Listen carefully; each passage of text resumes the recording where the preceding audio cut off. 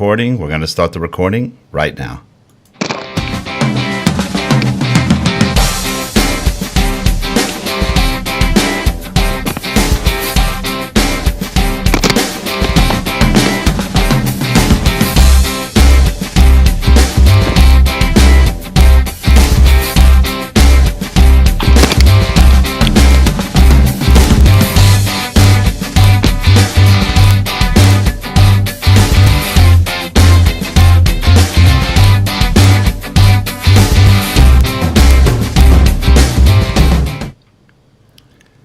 Well, good day wherever you are. I'm Rick Zanotti, and guess what? You are watching SchreckTeck again.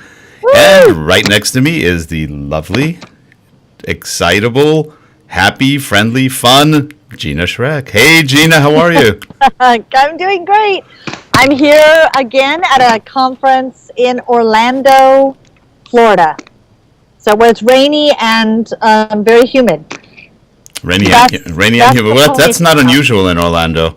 No, but I'm inside, freezing really, inside a conference room. So, but everyone's on break, so hopefully it'll stay a little quieter than it has been with all the hustle and bustle. But yeah, it's been a whirlwind of travel. Is why we've had this long break on our show. Every week I've been somewhere different, and but I'm hopefully in a couple of weeks I'll be home for the holidays. That's good. That's good. Home in your bed resting. Yeah, that's what I'm going to need. I'll probably be collapsed at the end of all this. So meaning when you're home, you'll actually get 4 hours sleep versus 3. Exactly. That's the goal. That's the goal. But yeah, we're back, and there's so much news, Rick, to catch up on, and we have a fabulous guest. So we better just dive right in. All right, let's dive right in. Well, today our guest is someone, let me put up her picture right here. You may recognize her face. Her name is Meredith Bell. And she is your voice of encouragement. I love that. And Meredith, I'm showing her Twitter handle right now. She is at Meredith M. Bell. And Meredith has over 40,000 Twitter followers. I'm not sure how many people on Facebook, and I'm sure it's probably a pretty high number as well. She runs a coaching company called ProStar Coach. They do leadership training, coaching. She does a blog. She's got a video blog and a blog called Your Voice of Encouragement. She just does a lot of great stuff. She's a very nice person. And without any more, by the way, she's been an entrepreneur for over 25 years. Her business has been around since 1982. And this particular business has now a 25th anniversary. So let me introduce Meredith Bell. Hey, Meredith, how are you today? I'm great, Rick and Gina. Good morning. Hey, good morning. Very excited to have you. And I was so intrigued. And Marilyn, you and I got a chance to at least chat. Meredith, I don't know. I think I just called you Marilyn. See, there's my 3 hours of sleep kicking in. But Meredith, you and I got a chance to chat last week and connect. And then I was just looking. I was so impressed by the fact, number one, that you've been an entrepreneur for so long. But then kind of the journey that took you into the software development of this wonderful program and coaching program for entrepreneurs. Can you tell us about that? Sure. You're talking about Strong for Business. And my business partner, Denny Coates, and I, for many years, were consultants and coaches to a lot of different kinds of organizations, many of them small businesses, led by other entrepreneurs, but also large companies. And we did things like you were mentioning, the leadership development and team development and communication skills. And just basically our thrust has always been helping people become stronger as people to do the hard things they have to do every day.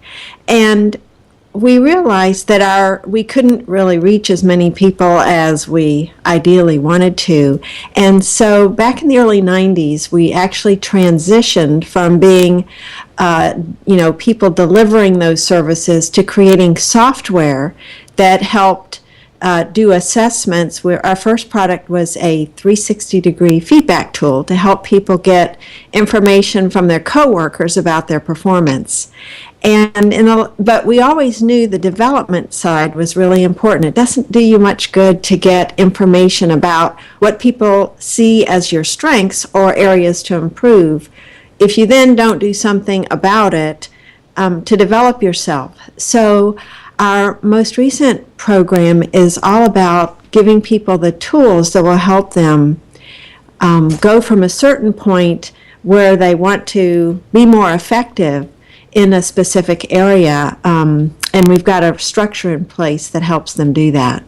And for business owners in particular, there's so many things you have to do to be successful in business. You know, all three of us are entrepreneurs and have been for a long time. And it isn't just about business skills and business know-how or formal education. There are two areas that we feel are like your core abilities, and that's what we have focused on with our program. Now, Meredith, on the program, part of what you teach, and I've been going through the program, and actually I thoroughly enjoy it. It's actually a lot of fun, and what I really like about it, it's bite-sized nuggets of information, so you never have to spend hours and hours sitting and going through it. It's short. You talk a lot about rewiring and rewiring bad habits. Tell me a little bit about that. Well, we all have learned over time specific ways of doing things. If you've ever tried to change any kind of habit or start a new habit, you know that you've got an old pattern that's already established that you have to break through. And that actually is because the brain hardwires that pattern. These cells actually connect to each other and form a circuit. And so to form a new pattern, you have to actually create a new set of cells together into a new circuit, and that's not easy. It takes time. No, in fact, what we're going to do after the show is we're going to actually do an intervention with Gina, and we're going to rewire her brain so she sleeps at least 5 hours a night. See, you just have to unplug my brain, and I think I would be out cold. Well, yeah. I bet you money. Now, I've never sat in a car with Gina riding somewhere. I bet you money the minute she's in the car, if she's not driving, she's out. You're so kind of like right. A little kid. You know, it's vibrating and humming. She's gone. So I know, that's so true. That is so true. And I always tell my husband, I say, just let me power nap. I just need a power nap. That's so funny. yeah, that is. And I'm like one of those dolls that if it lays down, the eyes automatically close. So when I lay down to try and do work, they close. Oh, that's funny. Yeah. So go ahead, Gina. I was just going to say what I love about Marilyn, your program. Why do I keep calling you Marilyn, Meredith? I don't know why. I'm sorry, Meredith. The program the first to do that. If that's any consolation. I don't know why. That's weird. But what I love, like Rick said, I love the bite-sized pieces. Like you watch a short video or you get some coaching tips, and you implement some change that day. And I think that's important too. So to me, when you're an entrepreneur and you're busy, number one, that's important is the bite-sized pieces. But number two, that I'm able to get the coaching using the tools that I have on the road. So it's not like I have to go in a class. I can download it on my, I can view it on my iPad or my computer screen.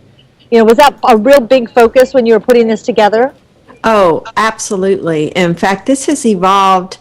Let me just mention the two core areas that we've really built into the program so people get a sense of, what it's really about.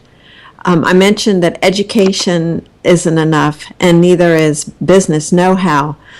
If you think of at the core of who you are, there are what we call personal strengths that you've got to develop. And we've actually identified 40 of them. But to give you an example of some that are really important for entrepreneurs, you've got to have courage to start your business in the first place, and then to take some of the risks that you've got to take. You need focus to zero in on certain things that you've got to do, and you need self-discipline to stick with it.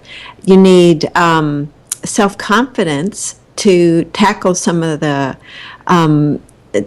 important people you need to contact, and just, again, try different things and speak up for yourself in a convincing way. So there are actually 40 of these built into the program, and so what we recommend people do is identify the one that if you were to strengthen it, it would make a big difference for you in your business and how you perform certain tasks or even things that you decide to take on. And the second area is people skills. the ability to interact effectively with others. And so what we've built into this program, it's sort of like a virtual online coaching system. You can use it with a coach. In fact, it's a great program for coaches to use with clients because it complements what they're doing. But a business owner could get the program and use it just for their own development because there's so much in there. And one of the reasons we broke it into bite-sized chunks is because being entrepreneurs ourselves, we know you don't have a lot of time during the day to just sit down and study. And so we recommend starting your day with a cup of coffee or whatever you start your day with is your favorite beverage, and just spending 5 or 10 minutes in the program going through one of the multimedia resources. We've got videos, audios, articles, and do an exercise related to the topic that you're focused on. And then the key is go out and apply what you learned, because that's really what makes you change behavior. It's a process of repeating the desired behavior over and over again so that you build that circuit. Now, one thing you do is you have the ability in the software to create your own personal coaching network, if you will. Yes. And that could be your friends, it could be mentors, it could be coworkers, managers, it can be you. It can be pretty much anybody you choose and who's willing to work with you. And I guess they also work with you on your skills, leadership skills, and things like that. How does that work? Right. What you're able to do in the program is you want to think about people who are going to support you as you work on your development.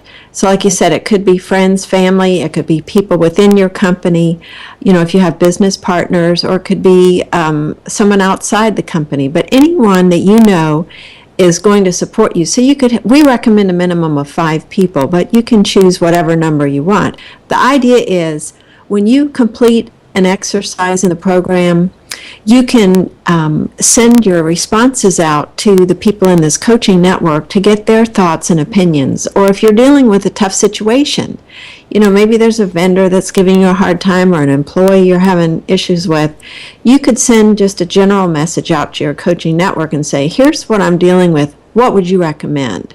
And so it gives you the opportunity to get input from folks that care about your performance and your improvement. In fact, we recommend that you have one person that you identify as your accountability coach. And you probably both know you're more likely to get something done if you know there's somebody that you've got to answer to. That's right. You have to report in. Yes, exactly. And so if you have one of those folks as your accountability coach, then you could spend more time interacting with them through the program. You could also set up, a quick phone call where you talk about what you did and how you did it. So there are different ways that you can use that coaching network, but it's like having a support system. Being an entrepreneur can be lonely. Yes, you need to interact with different people, but you can't share with employees like you can with a lot of times people outside your company. And so this gives you a way of getting support for some of the decisions you're making or some of the actions you want to take. Now, it's interesting. I remember I met you on Twitter. Mm-hmm. And it's really fascinating. I indirectly met Gina on Twitter, too. And it's amazing how many good friendships you can develop from Twitter. I always just marvel at how the internet has really brought a lot of us much closer together and not only created good friendships, but good business relationships and everything else. Now, Meredith, you have an interesting approach to marketing your company and marketing on Twitter, which is basically you put out a lot of positive quotes and affirmations and things like that, which I found really interesting and I always enjoyed. In fact, I was retweeting so much of your stuff right at the beginning that some of the people I was following were going, "Not another Meredith Bell thing to go." But and I would go, "I like Meredith. Shut up," Yeah. But it was so funny because they would complain about things like that, and but I found it really fascinating. And obviously, you've got over 40,000 followers. You're doing something really right there. How has that helped you in terms of the business and your exposure, and plus your YouTube site, your Voice of Encouragement is a great. You tell some good stories, and I know your partner Denny Coates also has some good stories, and you guys just have a lot of good experience and background. How did you come up with your social media strategy? Well, like a lot of things, it's just experimentation. But we each have our own blogs. Mine is Your Voice of Encouragement, and I realized that with the amount of content that I was putting out there, people don't, if they're on Twitter at certain times, I'll promote my latest one a number of times.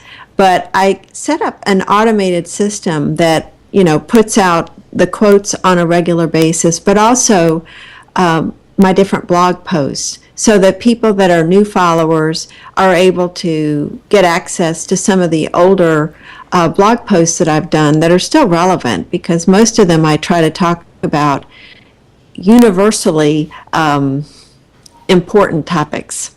And a lot of them revolve around the personal strengths and the people skills that we've actually built into the program, because that's our area of expertise. And so I get a number of direct messages. I'll get emails from people that, affirm the value of what we're providing. And that's really the driving factor for us in terms of coming up with a successful strategy.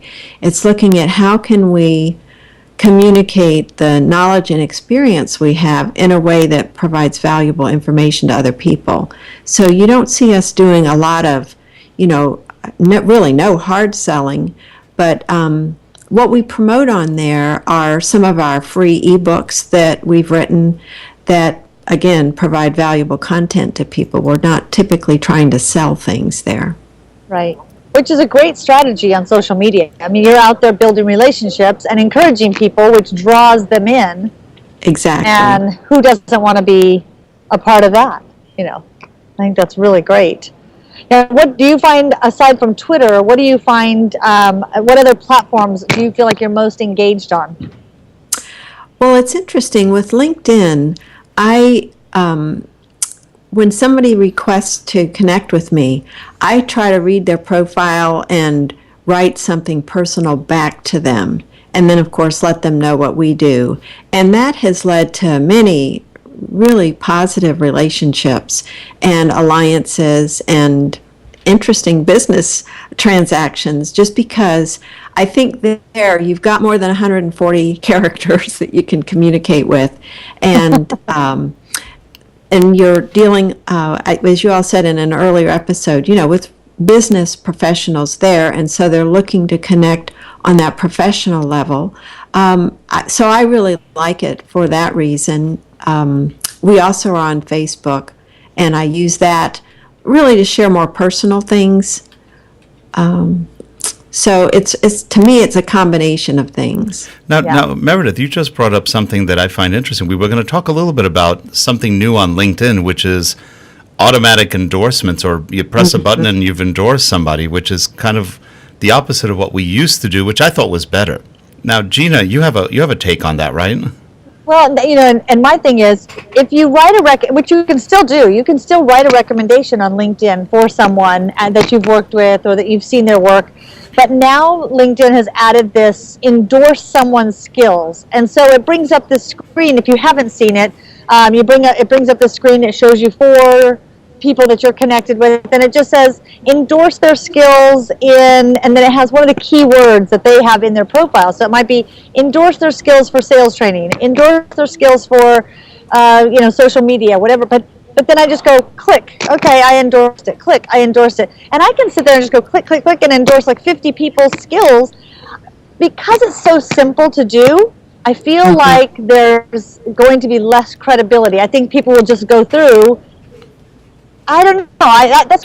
It's like canned spam. I mean, it's deviled ham. It doesn't have really filet mignon taste. Well, and yet it's a nice thing when you see, so and so endorsed your skills.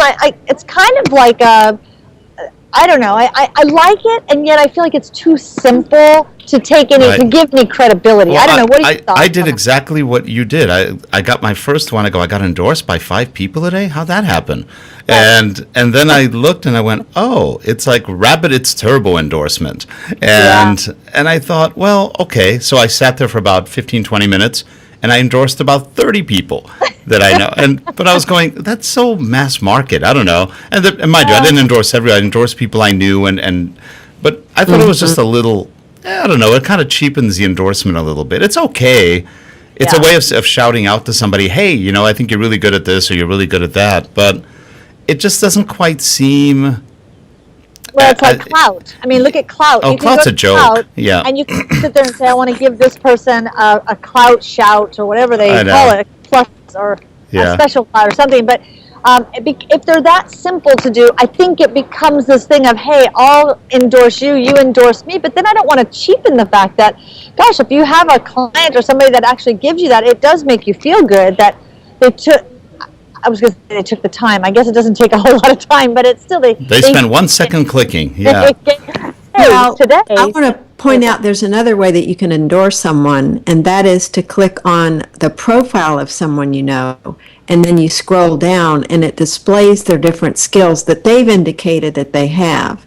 And so you can go down and endorse a given person for specific skills. And that's what I started doing because it was displaying to me some connections that I really don't know, that well personally. And I'm not going to endorse them for something that I don't know, because you're right. And then it becomes meaningless. And you can add your own qualifications. So if you think somebody's really good at tiddlywinks, you can actually add tiddlywinks.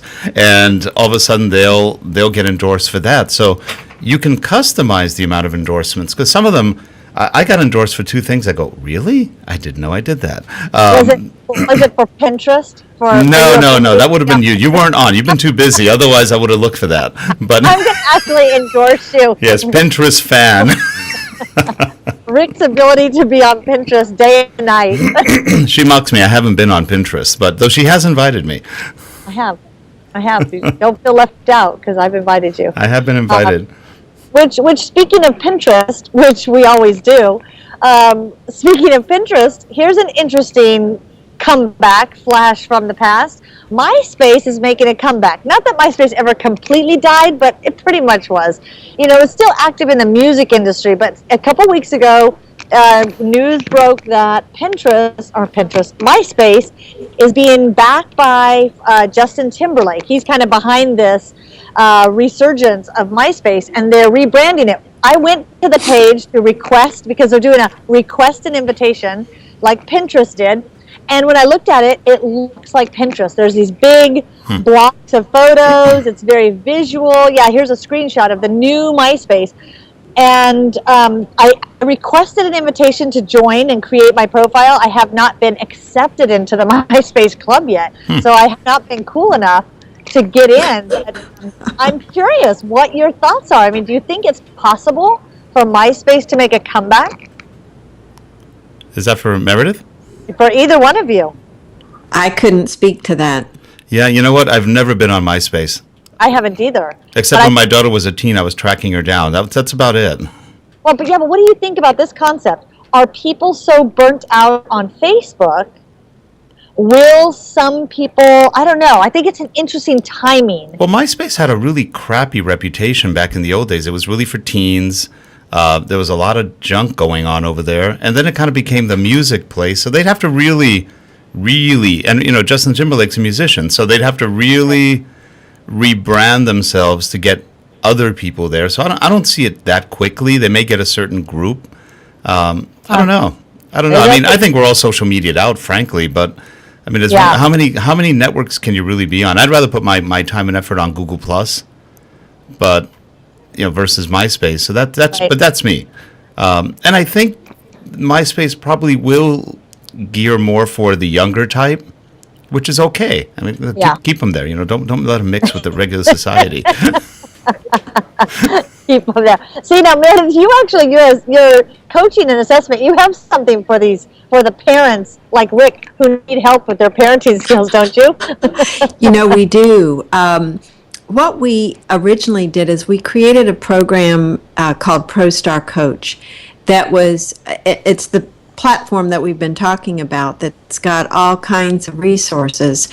But then we realized there was a way that we could customize that so that it spoke to business owners or parents or people that work inside of an organization. So we've actually got different custom versions of that. Okay. If people wanted to look at that, they could just go to the main general website, prostarcoach.com. But yeah, parents, what we've done with that program is we're talking to folks who have preteens and teens, because it's a challenge, as you both know, being parents, to be a parent when a child is starting to move into adolescence.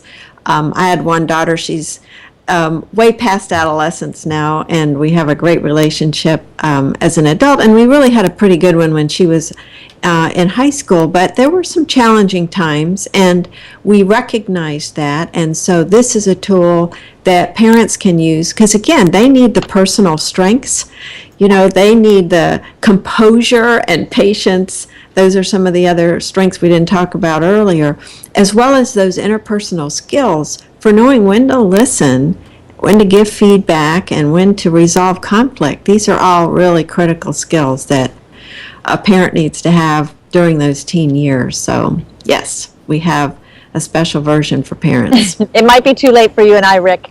Our kids are maybe past that age. So you still have a teen in your house? I do. Well, she's 16. She's perfect. It's like I have this perfect teenager that is straight A student. She's now the PR and social media person for her high school. She's like, I go, man, I want to be like her when I grow up. She might need the coaching. Does she sleep more than 4 hours a night? She doesn't do any of the things that most parents are freaked out about. Now she might need the coaching on how to coach to raise her parents. That might be a different twist on it. But in the chat, I have to go to the chat room real quick because I see lots of, first of all, tiddlywinks. There's lots of discussion about wanting to be known for our skills in tiddlywinks after Rick. But it is interesting. Dawn mentioned that Justin Timberlake bought Myspace. He bought into this about a year ago, so it has been this long process. That's okay. Interesting. I didn't know that. So they've been really working on that brand, and I find it interesting that it's invitation only right now. So just like Pinterest did with these social sites, they make it exclusive. Right. That you feel like I want to get in because I can't. So that's kind of interesting. And then everybody to leave it to say, leave it, you never, it took you too long to get on Facebook, and now already you can move over to Myspace. So that's pretty interesting on that end. But social media and marketing our businesses, it would be interesting, and I'm sure, again, Meredith, you have some statistics on this, when we talk about coaching for entrepreneurs. Social media is a marketing hat that we wear, and we have to be very intentional about where we put our energies for marketing a business. And I'm sure for some people that's a strength skill, that behavior that they're gravitating toward, which I wonder if you're gravitating and you tend to be that shiny object entrepreneur, is there something that's kind of like you need more of? Is there typically a skill set that people like me need to focus on? Well, actually, there's a couple, and one is focus. This whole idea of blocking out time to concentrate on one thing, because no matter what people say about multitasking, if you are really trying to accomplish something, the brain can only give focused attention to one thing at a time. True. And so focus is a really important aspect for entrepreneurs, as well as self-discipline. Even though your mind is saying, oh, let me go look at this, let me go look at that, you say, no, later, you can do that. In fact, this might be a good time to just explain a process that we've built into our system, but anyone can start using it. And it's a 3-step model for changing behavior. And the first step is to focus, and that is to zero in on the one thing that you're going to work on. So it might be the topic of focus, or it might be self-confidence or courage, but you decide, I'm only going to really work on this one thing to start with. Because again, if you try to change multiple areas at one time, you end up with a recipe for failure, because the brain doesn't work that way. So once you've zeroed in on that one thing you want to do, the next thing is to find out how to do it right. What is the proper way to do it? And of course, with courage, that can take a lot of different forms. And that's why on our program, we have a lot of different ways of getting at that topic, because different situations require you to exercise a specific strength. one way here, but a different way somewhere else. But the idea is you take action. Right. So you apply it in a specific situation, and then after you've taken the action, you take time to think about how did it go. So that we call reflection. So it's actually FAR, the FAR process: focus, action, and reflection. Okay. But if I could talk real quick about why it's such a challenge to change a habit, because I think that's one of the things that is a real roadblock sometimes for us as entrepreneurs, but it's true for many things. How do you develop the habit of going to the gym and working out, or, eating healthy foods when you're used to eating, fast food, that kind of thing. When you're going to start a new habit, you need to recognize, and let me just use an analogy of a road. Your pattern of doing things a particular way is like having a paved road that you ride on every day. And so you know where the turns are and the twists are. And so you've learned how to go there, right. Get to your destination there. And that's what's happened in your brain. You've got this wiring that is set and these circuits that have been put together. And so that's how you do it. And that is comfortable for you. So when you start to do something differently, think about, tying your shoes, the other way, or crossing your arms, just little things that you do automatically. But if you now are trying to change something big, you're consciously having to think about, how do I do this? How do I do that? Right. Yeah. And so it's like a bumpy dirt road. You're not starting with a paved road. You're having to construct a whole new roadway. And so you know what it's like if you've ever been on a dirt road. It is uncomfortable because you bounce up and down in the seat. You've got these ruts. You're not really sure where you're going. And that's exactly what it's like when you're trying to establish a new habit. And so a lot of people say, heck with that, I'm getting back over on my comfortable road, because right. what you've got going on in your brain is parallel tracks. Your brain is establishing a new road, and you've got this already comfortable one, so it's really tempting when you experience setbacks or failures to jump over to that other one, because at least you know where it goes. And so the trick with establishing a new behavior is to keep at it, to keep practicing, even though you won't do it exactly right. Think about if you've ever taken piano lessons or learned how to play tennis or golf. There was a time years ago when Tiger Woods decided he was going to change, I think it was how he putted. And he had his worst year ever during that year that he was trying to relearn this new way, because his brain was wired for the other way of doing it. So to get to a superhighway, you have to be persistent and stick with it and recognize that it's normal to feel dumb or frustrated at times. Right. We actually have a phrase we use called the crunch point. You reach a point where you make a decision, am I going to keep trying this or not? And we would encourage you to keep trying. And that's where having a support system like our coaching network is good, because people can encourage you when you get discouraged. Well, it's interesting because I remember when I used to practice a lot of martial arts when I was growing up. I'd go up to my teacher and I'd go, "What is the secret of Kung Fu?" And he would look at me and go, "There's no secret." And I go, "He's holding out on me. There's got to be a secret." I was a teenager. Okay, what's the secret? Okay, what is it? I know he's got it. And then he would say, "Hard work." I go, I know he's holding out on me. And then you realize, it's nothing but hard work. The more you do something, the better you get at it, no matter what it is. You can break a habit, Now, I read somewhere that it takes about 3 months to break a habit. I mean, really solid 3 months to actually finally get rid of a bad habit. Have you found that to be about that? Well, yeah, there's no magic formula, because part of it depends on the complexity of the task you're trying to learn. If it's, moving your trash can to a different place and throwing your trash in a different location, that's a very simple thing for most people. But if you're trying to learn something that's really complex, then it can take longer. But you're making a good point, which is 21 days is not a magic number. You've heard that for a long time, 21 days to a new habit. Well, maybe, but it actually can take the brain longer than that to wire so that you move into that what's called unconscious competence, where you do it automatically. And then you have the issue of addicted patterns, where people are stuck in a pattern and they can't get out of that pattern. So that's a little bit harder to break, because now you're dealing with a lot of ingrained patterns, grooving in the brain, if you will. Yes, absolutely. And that's the thing. I mean, when we get into the neuropsychology of the brain, it's really fascinating how the brain and the synaptical connections. Now, by the way, Gina, your company is called Synapse 3DI, so you know all about synaptical connections. But but in essence, the brain will groove. The synapses will fire in exactly the same way, the same pattern. And you can actually burn a brain out. You can actually groove something to the point that it can burn it out. And then it's almost impossible to reestablish connections easily.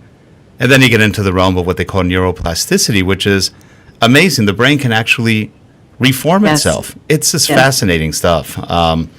It's just that's one thing I like about your program too, that you do base a lot of it on the neuroanatomy, the neurological part of the brain, how things work and how we can change based on that.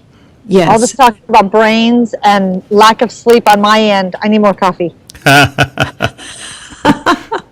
Well, that really is true. What we've tried to build into the program is a process for learning and practicing and reinforcing the behavior that you want. Because the truth is, these personal strengths like courage and focus and self-discipline and patience, they're actually behaviors that other people can observe you performing. We don't call them inner qualities. They're not passive. They're active. And when it comes to another one is honesty and integrity.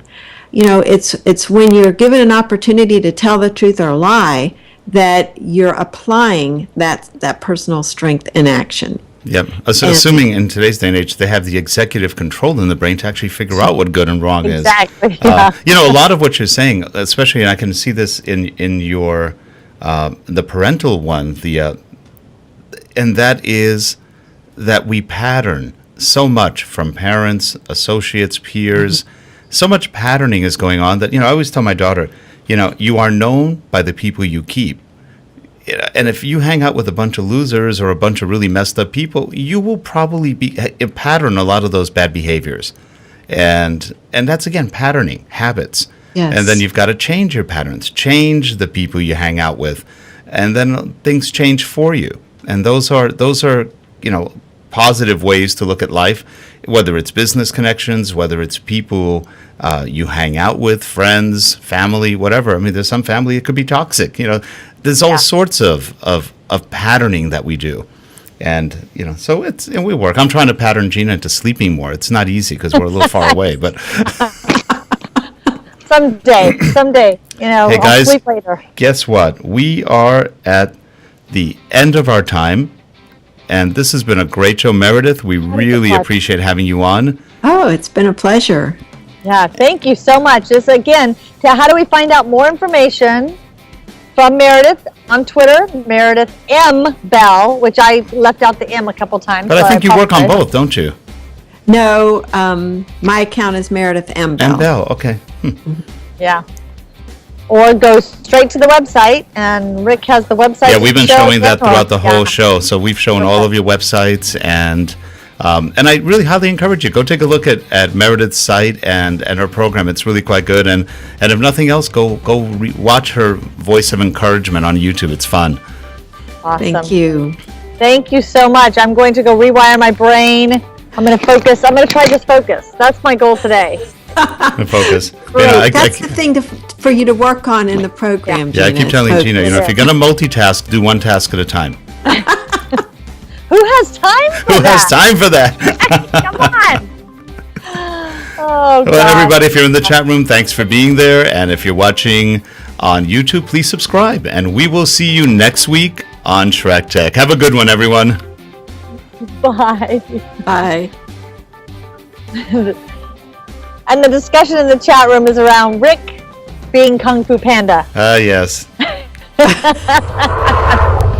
Because that's what the Kung Fu Panda learned in his journey and his quest to find the answer. What is the answer?